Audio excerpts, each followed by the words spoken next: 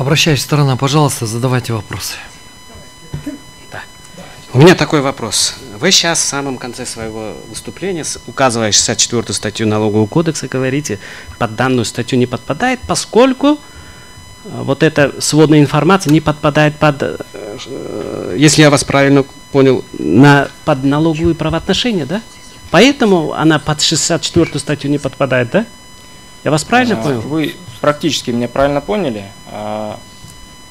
Эта информация налоговой отчетностью не является.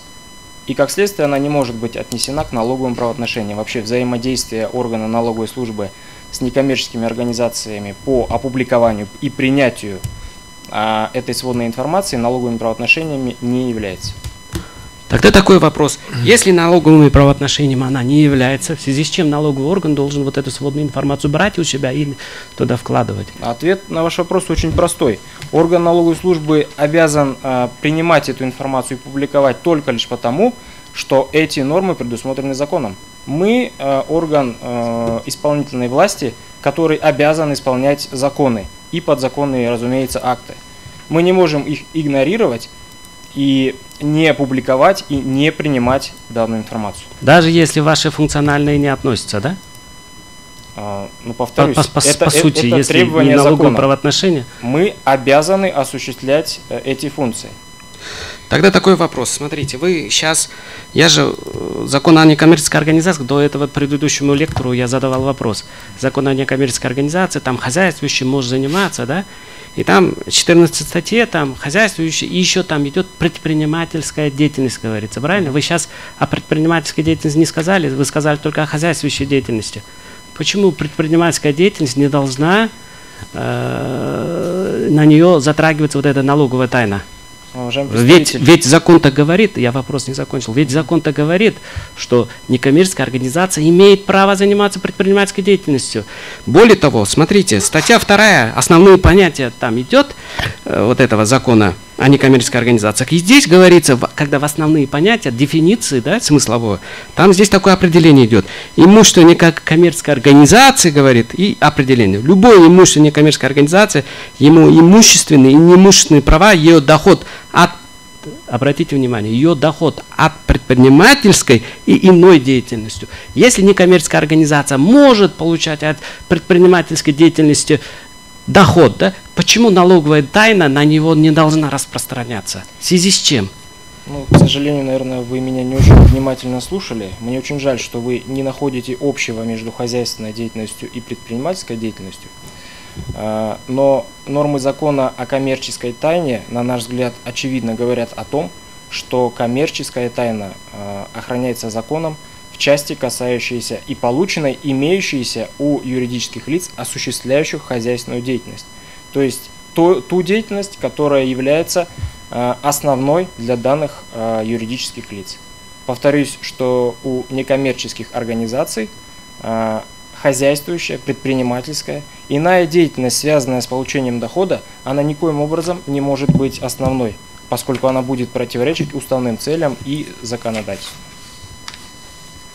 А почему тогда в этом законе, статья 19, если я вас неправильно понял, там хозяйственная деятельность говорится, и потом запятая идет предпринимательская. Если она одно и то же, почему они там в одном купе запятаю используют? Почему законодатель... Это же смысл делит. Да, почему законодатель указал эти виды и расписал данную норму таким образом, каким вы ее сейчас видите, я, к сожалению, не знаю, потому что Государственная налоговая служба не является тем инициирующим даже органом, не говоря уже о принятии данного закона. То есть вы не знаете, да, почему Нет, так? Нет. Сама Кадржанович, он ответил на ваш вопрос. Я уточнил, уважаемый председатель. Вы не искажайте, пожалуйста, суть его ответа. Суть его ответа заключалась в том, что ему неизвестно, почему законодатель в определении, скажем, диспозиции какой-то нормы закона прописал отдельно там хозяйственную и предпринимательскую деятельность. Хотя и по его убеждению, что оно, в общем-то, это одно и то же, это включает в себя. Я правильно вас понимаю? Есть еще вопрос? Есть вопрос. Говорите. Смотрите, вот у меня на руках порядок предоставления сводной информации некоммерческими организациями. Вот в этой порядке, да, здесь в пункте 11, под пункте 3 говорится требования форматно-логистического контроля. Формат я понял, вот логистический контроль. Что вы под этим имеете в виду? Можно уточнить, о каком порядке вы говорите? Вот, когда подают... Нет, реквизиты назовите, пожалуйста, чтобы я понимал, о чем вы. Вот, порядок предоставления сводной информации некоммерческой организации. Утвержденное, я из сайта Министерства юстиции взял. Вот этот порядок новый, по которому мы сейчас даем до 1 апреля вот эту сводную информацию, правильно? И вот здесь... Вот глава 2, да, взаимодействие участников электронного документооборота при представлении сводной информации в виде электронного документа. Вот вторая часть. В этой второй части вот здесь понятие идет, определение идет. Говорится, что вот 11 пункт. С момента поступления сводной информации в виде электронного документа информационная система уполномоченного налогового органа, говорит, двоеточие. Потом третья часть. Формирует электронное сообщение не принято с указанием причин отклонения в случае, то есть отклонения в случае, если сводная информация в виде электронного документа не соответствует требованиям форматно-логистического контроля. Вот мне поясните, что это такое форматно-логистический контроль, я не понял. То есть вы под вот этим форматно-логистическим контролем можете, оказывается, и не принять, да, если мы отчет сдадим. Что это такое? Ответ, уважаемый представитель, также на поверхности. Эти сведения, они предоставляются в уполномоченный налоговый орган через личный кабинет юридического лица, ну, в данном случае некоммерческих организаций. В органах налоговой службы, естественно, имеется электронная система, которая первоначально принимает отчеты. И для того, чтобы система могла распознать, правильно ли отчеты и иные сведения. Вот для того, чтобы система могла распознать, правильно ли заполнен тот или иной документ, все ли ячейки заполнены, используется, ну, можно это назвать искусственным интеллектом, который определяет вот все недостатки, поданные в поданном документе. И в случае, когда такие недостатки поданы, системой выдается ошибка, которая описывает те причины непринятия этого документа. Вот, собственно, это и является форматно-логическим контролем сводной информации. Можно перефразирую, я не понял вопрос, уважаемый председательствующий. Я как юрист, для меня вот эти дефиниции, смысловые нагрузки очень важны, да?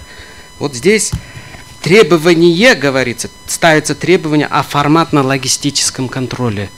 Мне непонятно, что это такое форматно. Формат я понимаю там, а логистический контроль, что это такое? Ну, во-первых, он и не это логистический, а логический. Логический да. Контроль. Кто эту логику устанавливает? Повторюсь, эта логика установлена на уровне системы уполномоченного налогового органа. Именно об этом говорит 11 пункт. Информационная система уполномоченного налогового органа. Это она формирует с учетом заложенных в нее позиций и параметров. Вот эта логика может меняться, да? Логика, она не может меняться, она принята в соответствии с законом и теми требованиями, которые изложены в нем. А логику на основании какого документа вы формируете? И что за логика? В чем суть содержания этой логики? Повторюсь, видимо. Да, эта повторите. логика заложена в системе, информационной системе уполномоченного налогового органа. Ее цель распознавать правильность либо неправильность поданных документов, включая сведения подаваемыми некоммерческими организациями. Эта логика, она не запрещает, не вводит никаких запрещающих позиций, тем более норм, для налогоплательщика, для некоммерческих организаций. В случае, когда система информирует плательщика о том, что им неправильно сдана отчетность, эта же система говорит об ошибках, допущенных им. При следовании тем рекомендациям, которые устанавливает система, этот отчет принимается.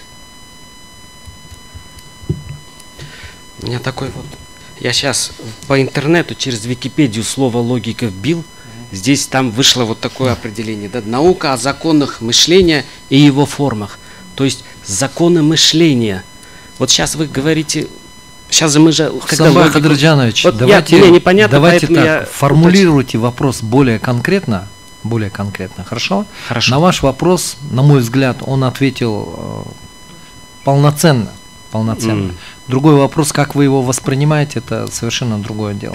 Поэтому я вас попрошу формулировать ваши вопросы понятно и конкретно. Хорошо? Давайте. Ну, тогда такой вопрос. Если я правильно понимаю, логика – это мышление. Вот это мышление кто устанавливает? Ну, человек же устанавливает, не компьютер же. И когда человек устанавливает вот эту логику, на что она опирается? На какие исходные данные? К счастью, языки, используемые в Кыргызской республике, очень богаты, и некоторые слова могут восприниматься и иметь несколько значений. И логика – это не только наука, как вам сказала Википедия, это и определенный порядок, используемой системой. Я думаю, действительно, я исчерпывающе ответил на ваш вопрос. Я вас понял. Спасибо. Есть еще вопросы у вас? У меня вопрос. Да, пожалуйста. Вопрос. Смотрите. Валерий Ахметович, задавайте. Сейчас вот, когда внесли изменения в налоговый кодекс, статья 3, я говорил, когда что мы подготовили, статья 34 прим.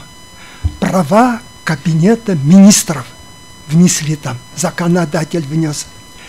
Нормативный, это нормативный акт, статья 34. Четко, здесь расписаны, какие имеет права кабинет министров. Здесь и других нету. Здесь нету, что имеет право кабинет министров утверждать форму и порядок размещения информации от некоммерческих организаций. Здесь вот в правах 34 нет в налоговом кодексе. А вот далее поясню, смотрите. В этом, под каждым разделом налогового кодекса 1, 2, 3, 4, 5, 6, 7, 8 разделов я выписал. Термины и определения вы определяете. Она и в терминах в определениях не вошло. Это же это термины, это важно для налогового законодательства. Любой термин, любое определение. Если нету здесь в правах кабинета министров утверждать, как может налоговый кодекс, это же по иерархии выше, по налоговый кодекс, как он может подчиняться закону? Нету, вот вы можете даже, может быть, это там где-то подтайное есть что-нибудь. Посмотрите, пожалуйста. Ну, во-первых, опять, наверное, стоит повториться. Мы считаем, что реализация нормы 17 закона о некоммерческих организациях, даже несмотря на взаимодействие с системой уполномоченного налогового органа, она не является налоговым правоотношением.